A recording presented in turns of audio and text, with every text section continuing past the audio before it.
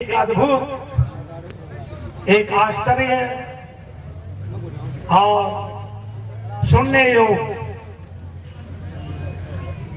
कथा को सुन रहे हैं। और एक अद्भुत जगह, एक तपस्वी, ये जरूरी नहीं है प्रिय भक्तों की तपस्वी कोई बहुत बड़ी जटाएं बढ़ाए और तिलक आदि लगाए और भभूति रमाए, उसी से है जो तपस्वी कहलाता है। परंतु हम इससे पहले ये कहेंगे कि आपने अपने वंश को बचाने वाले भगवान कहते हैं इस संसार में सर्वांतर्यामी परमात्मा का नाम सर्वांतर्यामी तभी कहलाता हूं जब मैं सभी जगह मौजूद होता हूं।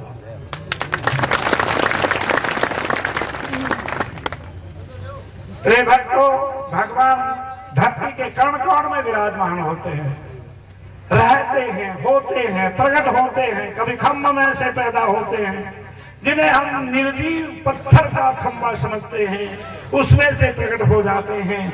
और भगवान जब चाहते हैं तो भक्तों की रक्षा करने के लिए पेड़ों में प्रकट हो जाते हैं, पेड़ों में प्रकट हो जाते हैं। भगवान गीता में कहते हैं कि वृक्षों में मैं कल्प वृक्ष हूं और नदियों में मैं गंगा हूं और प्रकाश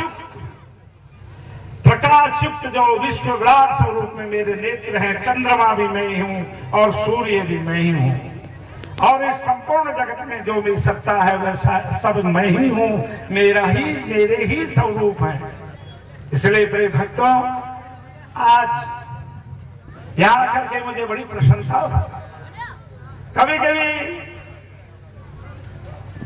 आप लोगों के शरीर, आप लोगों के घर में शरीर का लालन पालन हुआ और आप जैसी माताओं के यानी माता के गर्भ से इस शरीर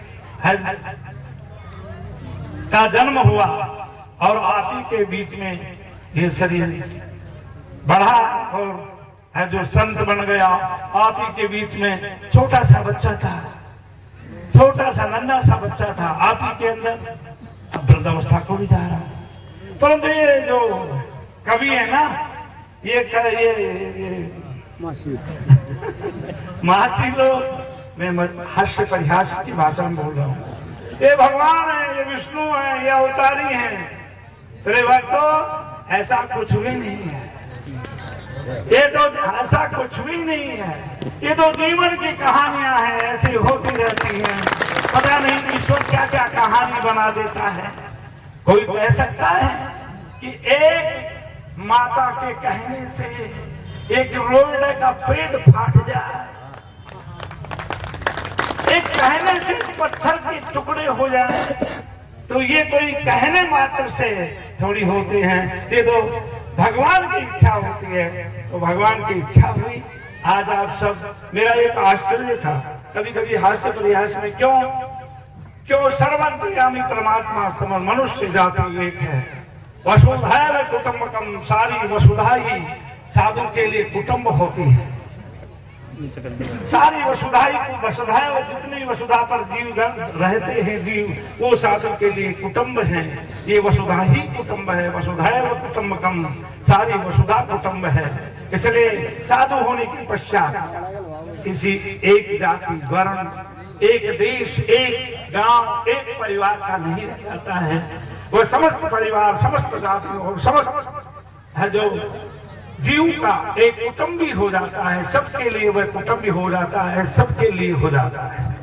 इसलिए तो भक्तों, परंतु आपका जो भाव है, प्रेम है, तो मैं कई जगह जाता हूं। तो एक बार मैं कहीं गांव में जाता था, बोले कोड़ियांगे झकोड़ियांगे। इस तरह की बात मैं सुनता था तो मेरे मन में विचार आता था कि मानव मात्र में तो भगवान का निवास होता है, फिर ये मजाक है, हास्य है, परिहास है, क्या है। आज मेरे को ऐसा सुन करके इतना अद्भुत भाव आया कि कोहलापुर में लक्ष्मी जी का निवास है और वहीं से आपकी राजगद्दी थी और वहीं से आपका निवास है।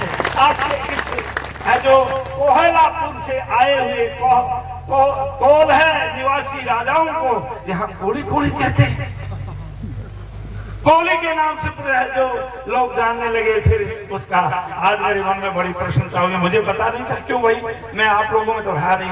धर्मपाल जी ने बड़ी अच्छी बात कही, जो लोग परोपकार करता है वही पूजा जाता है, वहां जाति बंधन नहीं होता है। यदि मैं एक आप ही लोगों को ज्यादा महत्व दूं, आप ही जो जिस जाति में शरीर का निर्माण हुआ है उसको ज्यादा महत्व दूं, तो अन्य लोग कहेंगे जो तो गुरुजनां को बाबा जी से आप लोग कैसे। तो प्रेम तो यही है, इसलिए साधु की कोई जाति नहीं होती है। धर्मपाल ने बहुत अच्छी बात कही, मैं जानता हूँ धर्मपाल को, गुरु भाव मानते हैं मेरे को, और बहुत अच्छे व्यक्ति हैं। फिर भक्तों मैं आप बात उस चीज की करूंगा जो यहाँ चल रही है। माताओं, ये सब बड़े बनाना ये तो ईश्वर के हाथ है, परंतु माताओं से और भक्तों से मैं विनय करता हूं कि आप अपनी संतान को कोई अच्छा बनाना चाहते हैं तो उसके जात कर्म संस्कार जब से बालक गर्भ में आए ये हमें पता लगे, तब से हम सदैव सदाचार और सत्य का पालन करेंगे। तो मेरा विश्वास है, शास्त्र आज्ञा है, वह गोपीचंद बनेगा, वह धर्मपति बनेगा, वह महाराणा प्रताप बनेगा, वह अभिमन्यु बनेगा।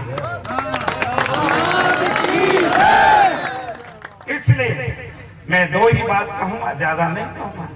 अपने बच्चों को, जो भी कोई मानव मात्र है संसार के अंदर, जो अपनी संतान को भगवान का जैसा दर्जा देना चाहता है, वह स्वयं सदाचार पर चलना सीखे, सत्य के ऊपर चलना सीखे, और कभी है जो जीवन में असत्य का व्यवहार न करे।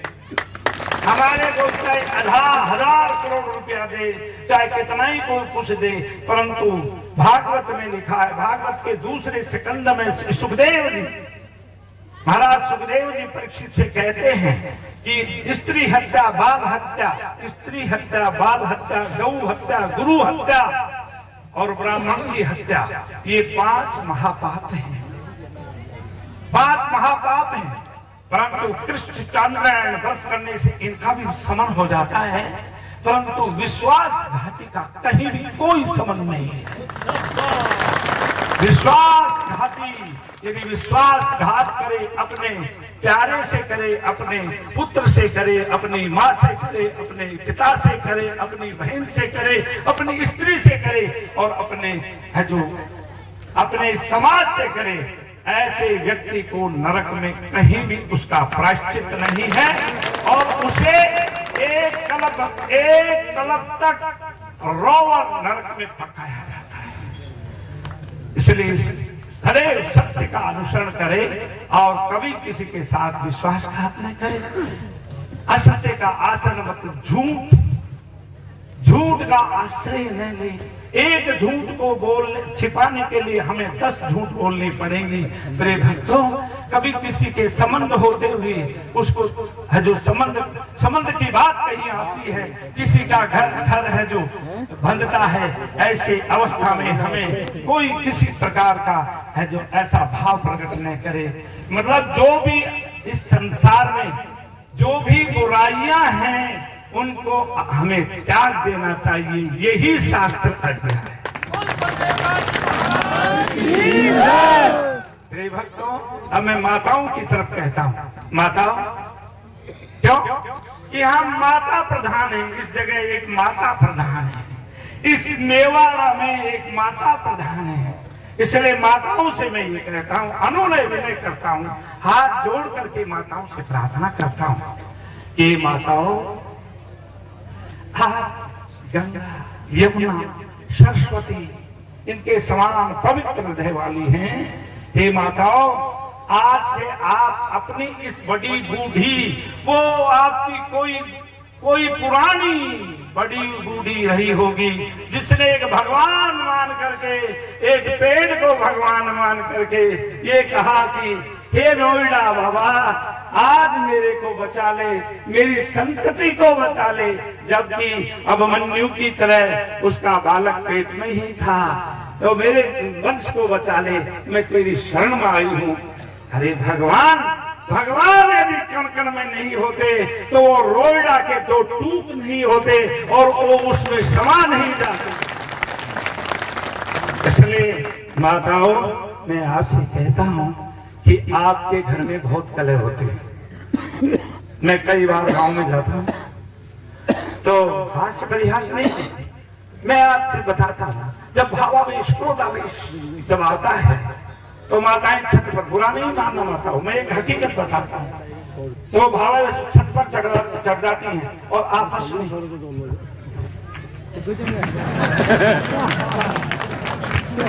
ये बहुत बड़ा गलत है, ये बहुत बड़ा गलत है भावावेश में। उस समय यदि कोई कहे कि बाबा जी तो भगवान है, हाँ आयो वो जाना था बलदेव दास,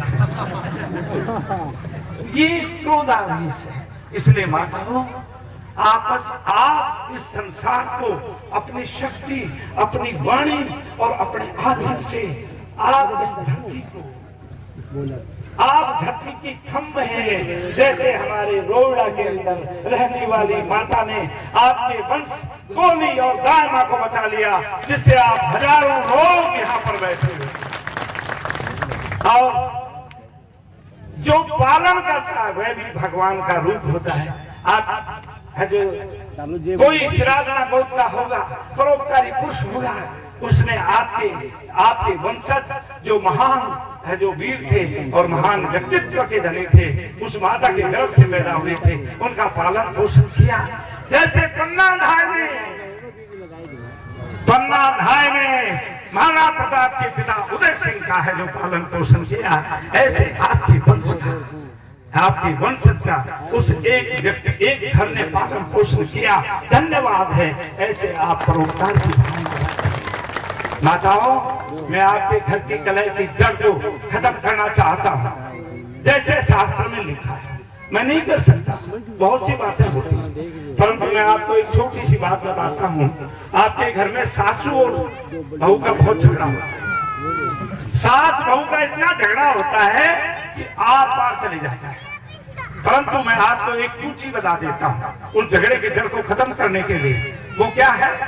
आप अपनी बेटी को पालती हैं, पोसती हैं और बड़ी करके और आप ससुराल भेजती हैं। उस समय आप और हम तो क्या, राजा जनक जैसे विदेह और वैरागी जो है, जो अपनी देह को देह नहीं समझ करके आत्मस्वरूप समझते थे, सीता जी को विदा किया।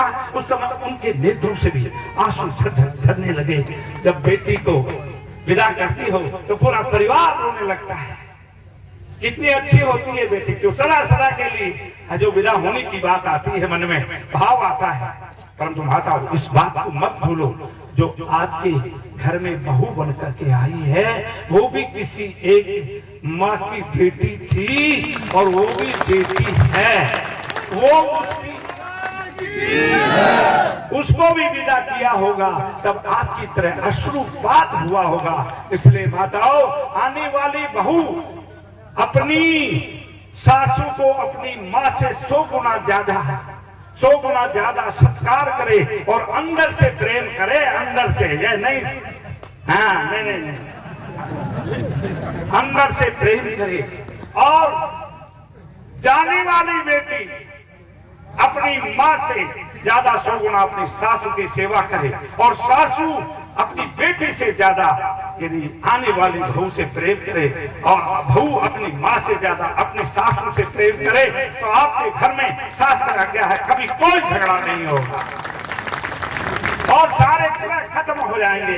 इसलिए प्रिय माता हो, छोटी छोटी बच्ची हो, तो ऐसा ही है जो ज्ञान अपनी माताओं से, शास्त्र से और हमारे विद्यालय से, हमारे सदनों से, इनसे आप ज्ञान लें। इससे हमारे और हमारे इस भारतवर्ष का नक्शा ही बदल जाएगा कि हिंदुस्तान की नारी, हिंदुस्तान की क्यों, ये माता उस मेवा की धरती है, उस मेवा कोड़ी की धरती है, कोल्हापुर से आए हुए उन लोगों की धरती है, उनके वंश को बचाने वाली धरती है।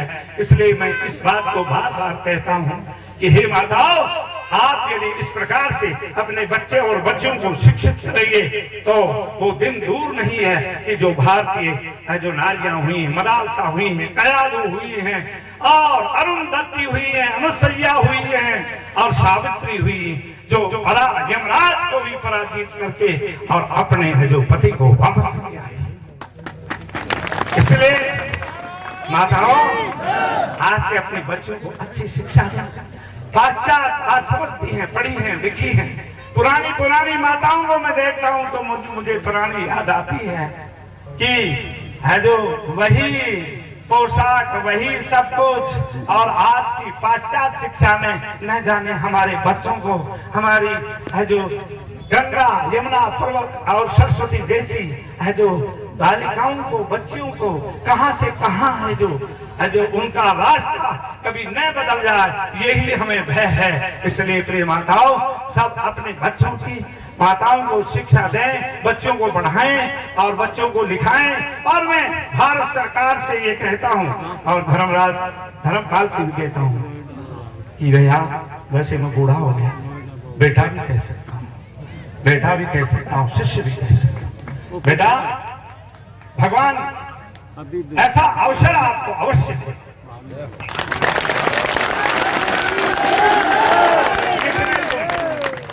आप ऐसा अवसर आपको अवश्य दे।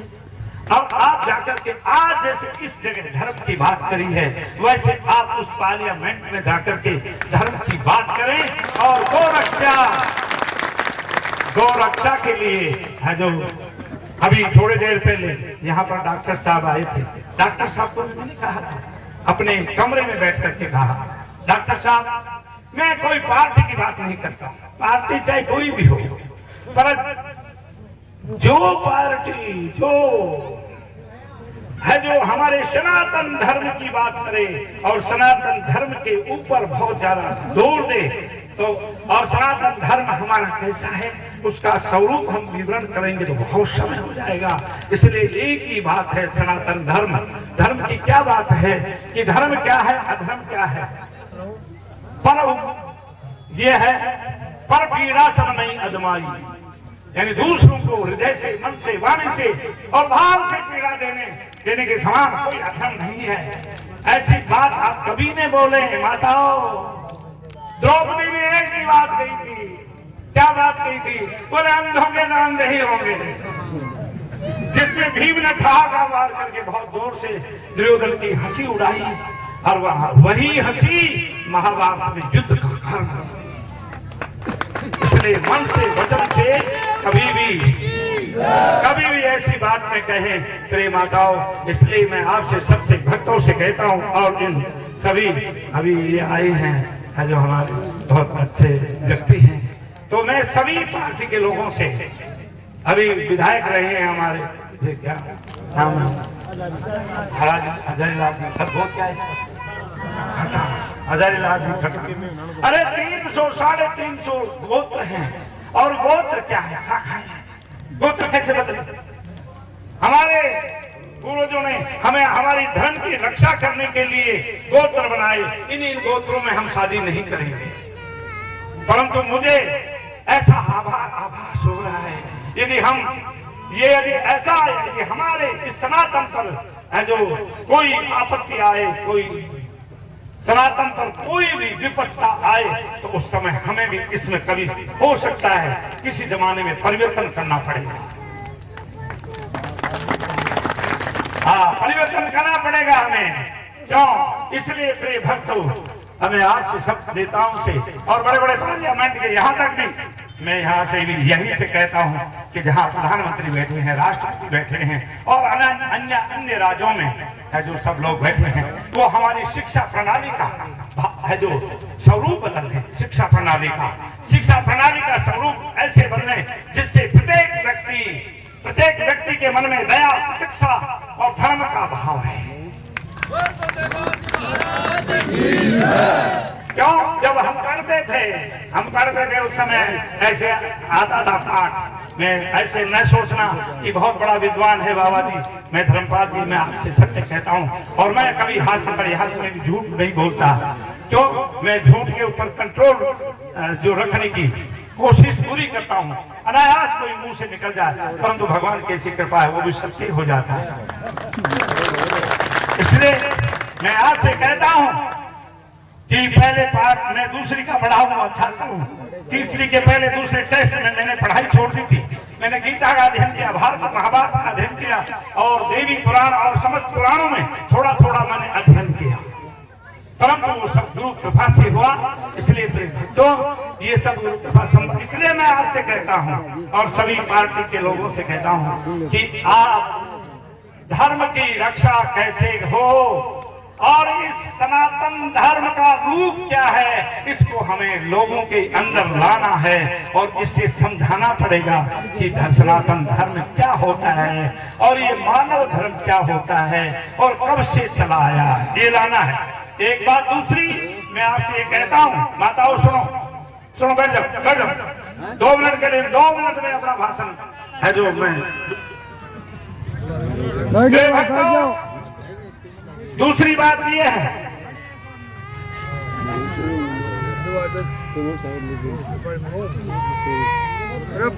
दूसरी बात ये है, इसे मुझे नहीं कहना चाहिए, ये मत सोचना कि बाबा जी का बोलते बोलते गला सूख गया, परंतु धर्मपाल भी इस बात को जानता है, सब जानते हैं। ज्यादा मुझे कहना प्रचार नहीं है, पर मैं मेरी कमजोरी बताता हूँ। 18 साल हो गए अन्न खाए, 18 साल हो गए मुझे अन्न खाए, तो इसलिए मैं एक कुट्टू आता है, कुट्टू आता है, शानक आता है, वो कुट्टू बहुत गर्म होता है, इसलिए जब शरीर में थोड़ी सी भी हीट मालूम होती है तो प्यास लगने लगती है। मेरे भक्तों, ऐसी कोई बात नहीं है। तो मैं ये कहता हूँ कि हमारे भारत देश की सर्वोच्च यदि कोई माता है तो गंगा माता है, और दूसरी कोई माता, 3 माताएं हैं, गंगा माता, और माताओं के भाव स्वरूप है, 7 रूप बनाए हैं, बताए हैं, पर तो मुख्यतः धरती माता, गौ माता और गंगा माता और माता, ये माताएं हैं, यही लक्ष्मी हैं, यही सरस्वती हैं और यही महाकाली भी है। इसलिए प्रिय भक्तों, आज हम सबसे यही निवेदन करते हैं कि गौ माता को हमें जब बचाना चाहिए, और उसके लिए हमारे सारे भी जितने भी लोग हैं हिंदुस्तान में 1 करोड़ मतलब 100 करोड़ यानी 1 अरब और 35 करोड़, 1 करोड़ 35 यानी 1 अरब 35 करोड़ जनसंख्या है। प्रिय भक्तों, मैं सबके लिए तो नहीं कहता, परंतु 1-1 रुपया अपने घर से निकाले 1 महीने के लिए गौ माता के लिए, तो प्रिय भक्तों 1 महीने में 1 अरब 36 करोड़ रुपया इकट्ठा हो जाता है। तो प्रिय भक्तों, मेरे विश्वास और मेरे शास्त्र ज्ञान के अनुभव पर कहता हूँ, यदि आपने मन में संकल्प ले लिया अब कि हम गौ माता को बचाएंगे, और इतना भी नहीं करेंगे तो गौ माता को गोद ले लेंगे और गौ माता को बचाएंगे, प्रिय भक्तों, तो मेरा विश्वास है कि इंद्र भगवान हमेशा हमारी धरती पर उनको आपकी मन उनको वर्षा करनी पड़ेगी। इसलिए वो रक्षक हो, अबलाओं के रक्षक हो, हमारे ये बच्चे प्रिय बच्चों है जो हमें झूठ का त्याग कर देना चाहिए, और कुछ शब्दों की पहचान धर्म है जो जानता है, यानी बुराई जैसे जिससे बुराई हो, जिसकी निंदा हो, ऐसे कर्म हमारे मन में भी कभी विचार न आए, तो ये रामकृष्ण देव की मूर्ति हो जाए, और ये हमारी अबलाओं की रक्षा करें, हमारी माताओं की रक्षा करें। हम सुरक्षित नहीं है, हमारी माताएं सुरक्षित नहीं है, और ये और बोलो तो मैं मेरे अनुभव के आधार पर कहता हूँ, पति के पास पत्नी सुरक्षित नहीं है और पत्नी के पास पति सुरक्षित नहीं है और हमारी अबलाएं सुरक्षित नहीं है, हमारे पिता पुत्र के पास सुरक्षित नहीं है। इसलिए प्रिय भक्तों, हमारा ये शिक्षा प्रणाली ऐसी हो कि जिससे हम है जो एक दूसरे को भाई भाई जैसे आज एक गोत्र के लोग बैठे हैं और पूरे है जो मानव मात्र जिनके हृदय में भगवान का है जो निवास है, उन सर्वांतर्यामी परमात्मा का निवास है, वो भी दया और तितिक्षा धर्म और सत्य का आचरण करें तो मानव मात्र एक जाति है, उसमें दो भेद हैं, एक पुरुष और एक स्त्री। ऐसे नहीं है गाय और भैंस अलग अलग हैं, परंतु गाय तो एक ही है।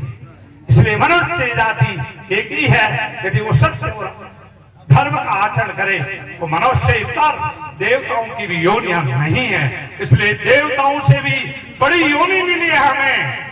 देवानामपि दुर्लभम, देवताओं को भी दुर्लभ है ये मनुष्य योनि। और इसको करके हम पापाचार करने लग जाते हैं, हमारी संगति अच्छी नहीं होती है, हमारे विचार अच्छे नहीं होते हैं, हमारे कर्म अच्छे नहीं होते हैं, तो धिक्कार है इस मनुष्य योनि को पा करके हम उस परमात्मा की, हम इन संतों की सेवा नहीं कर सकते, अपने माता पिता की सेवा नहीं कर सकते, तो धिक्कार है। हम हमारे है जो सत्य का आचरण नहीं करते तो धिक्कार है इस मनुष्य योनि को के अंदर जन्म लेना। इसलिए सर्वप्रथम माता पिता से सीखो, माता पिता से बड़ा कोई देवता नहीं है। इसलिए बच्चों को आदत पटको, सुबह सुबह अपने माता पिता को प्रणाम करें। अब क्या है, कृपाल जी कहेंगे बाबा जी माइक लेने के बाद में छोड़ते ही नहीं है। अब क्या है, खड़ा हो, अरे खड़ा हो, हाँ, बूट यहाँ तक पहने हुए हैं, दूर है, बूट यहाँ तक पहने हुए हैं और चाचा डैडी क्या है, करो प्रणाम जोर जुग पानी, हाथ जोड़ करके प्रणाम करे और ये कहे राम राम सा, राम राम सा, राम राम सा। वो है, ये तो विशिष्ट है। और इससे विशिष्ट भी है लंबा पढ़ करके दंडवत करे, वो इससे भी विशिष्ट है, उसे साष्टांग दंडवत कहते हैं। ये है हमारी भारतीय संस्कृति का नमूना। अपने गुरुओं को, अपने माता पिताओं को, एक ब्राह्मण को, अपने देवताओं को इस प्रकार साष्टांग 8 अंग शरीर धरती का स्पर्श करें, उसे साष्टांग दंडवत, दंड की भांति लेके प्रणाम करे, उसे दंडवत कहते हैं। इसलिए पहले अपने बच्चों को नमस्कार करना सिखाओ, वो नमस्कार करना सीख जाएं अपने माता पिता, देवता, संत, ब्राह्मण को। तो प्रिय भक्तों, फिर कोई बाबा जी के पास जा पूजा का दावा की तुझको ना कि बाबा जी में फैलूंगो, पास हूँ, उसके अंतर आत्मा से आशीर्वाद मिलेगा और आपका लड़का बुद्धिमान और धैर्यवान होगा। इसलिए पहले अपने बच्चों में संस्कार डालो। और माताओं, आज से माता रोड़ा, क्या नाम था उस माँ का, कोई बताएगा? नोपा माई ने जहां पर उनके पुत्र ने मेहा गांव बसाया, मेहाड़ा और रोड़ा जैसे मतलब भगवत स्वरूप एक वृक्ष की सन ली और भगवान ने उस वृक्ष रूप में ही उनकी रक्षा करी। उन माता को है जो नमस्कार करें, हम हमारे देवताओं को नमस्कार करें। और माताओं, आज इसे सुन लो, ए माताओं आज सुन लो, आज से मैं आपसे एक भीख मांगता हूं, दोगी? हाथ खड़े करो, तो थोड़े से हाथ खड़े करें, पता नहीं क्यों नहीं, आप करो। तो हम जीत गए, परंतु आपको पता है मैं क्या मांगूंगा? बताया आपको, ऐसे हाथ खड़े कर दिए, कोई पता नहीं है, परंतु ये धैर्य और धर्म के लक्षण है। पता नहीं क्या मांगेगा, जो मांगेगा वो देगा। इसलिए हाथ खड़े कर दिए, संकोच मत करो माताओं। मैं आपसे कोई धन नहीं मांगूंगा, मैं आपसे ऐसे नहीं मांगूंगा आप अपना एक एक बेटा दे दो, मैं बाबा जी बनाऊंगा। मैं ऐसा कुछ नहीं मांगने वाला हूँ। आपकी बहुत बड़ी दया है, आपकी बहुत बड़ी दया है कि आपने ऐसे ऐसे पुत्र दिए हैं मेरे को, और मेरी माता की भी मेरे ऊपर बहुत दया है कि मुझे साधु बना दिया। मैं यही चाहता हूँ आपके दिए हुए पुत्र है जो धर्मात्मा बने। प्रिय भक्तों, माताओं में ये संकल्प देता हूँ, आज से आप किसी की चुगली चाटी मत करें।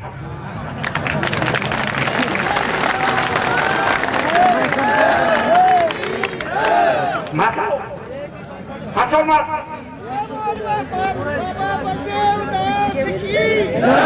धन्यवाद। माताओं, चुगली चाटी का बड़ा प्रभाव होता है। माता कैकेयी ने मंथरा के बहकाव में आकर के और है जो राम की माता की निंदा करी, अपने पुत्र के लिए राज मांगा और स्वयं विधवा हो गई और पुत्र ने भी राज नहीं भोगा और सारे संसार में अपयश की भागनी हो गई। इसलिए जबकि राम की माता को पता ही नहीं था कि जो उसको राज दिलाना चाहती है, वो तो बेचारी भोली भाली थी। ऐसी भोली भाली माताओं की हम निंदा करें और फिर बाद में हमारे घर में इतना झगड़ा हो जाए कि यहाँ तक कि मार काट मच जाए। इसलिए प्रिय भक्तों, आज से माताओं निंदा और ऐसे कुछ जो भी कोई भाव है हमारे अंदर, उन सब को इस साधु की झोली में डाल दो। कभी गंगा स्नान करूंगा तो एक डुबकी तुम्हारे नाम की लगा।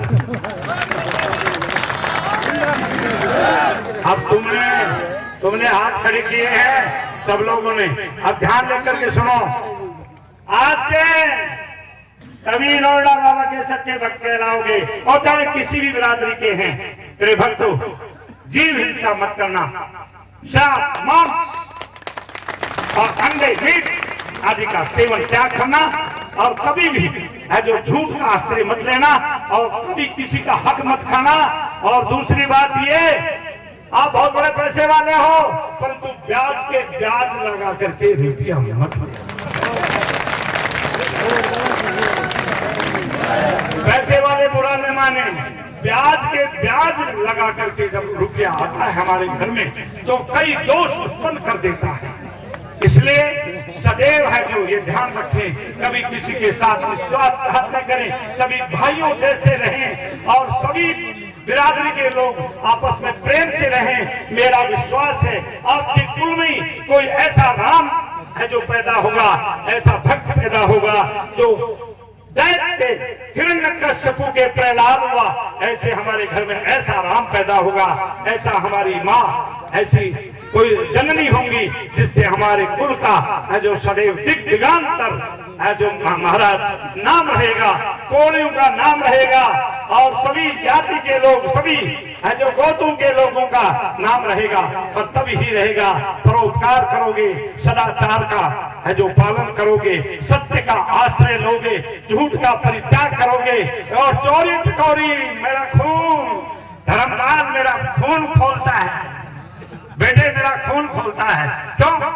अरे यार, कम से कम खून तो तुम्हारा ही है ना। खून खोलता है, कब खोलता है? जब कहीं अबलाओं पर अत्याचार होता है और कभी कोई चोरी का नाम आता है, कभी कोई बदमाशी का नाम आता है, तो फिर उसमें पुलिस वाले मेरे पास आते हैं और कहते हैं महाराज फलाना गुजर को छोड़ो चाहिए, दो लोग के करा।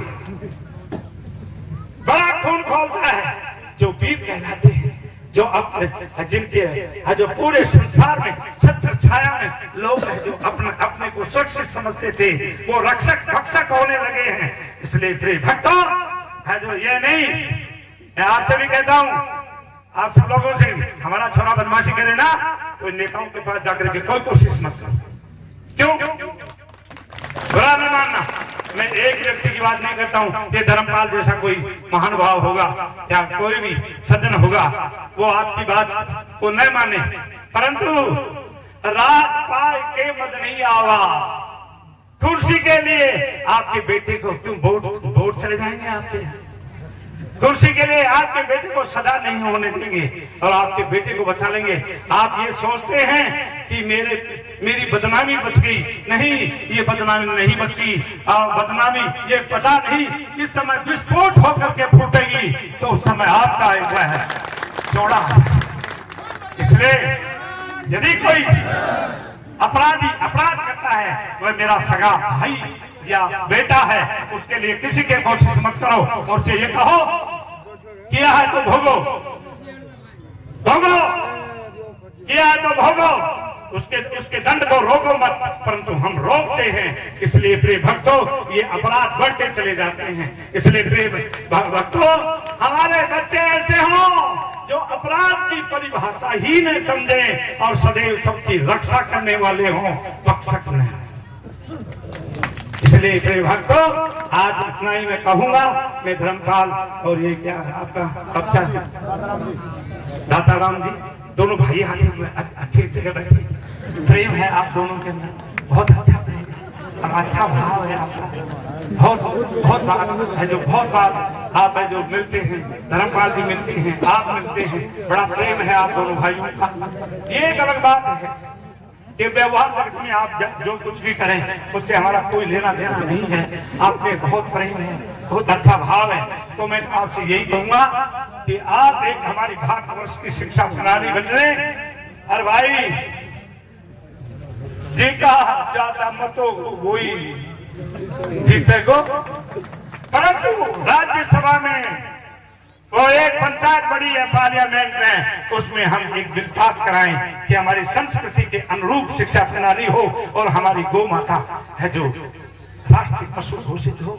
ये धर्म की रक्षा यदि हो गई और हमारा भारतवर्ष, पांडवों में धर्म था, भारतवर्ष धर्म की रक्षा करने वाला हो गया, तो इसलिए प्रिय भक्तों, हमारा वो दिन दूर नहीं है जो भारत विश्व गुरु कहलाता था और वो कहलाएगा। ये जरूरी नहीं है कि नालंदा विश्वविद्यालय के अंदर है जो हमारे भौत विज्ञान और शास्त्र चले गए, है जो जल गए, कोई नहीं। आज भी हमारा भगवान है हमारे साथ में और वो विद्या का अंश कभी लुप्त नहीं होता है। प्रिय भक्तों, यदि आप चाहेंगे तो सदा वो विद्या आपके है जो मन और मस्तिष्क में समाएगी। इतनी ही शब्द कह करके मैं अपनी वाणी को विराम देता हूँ।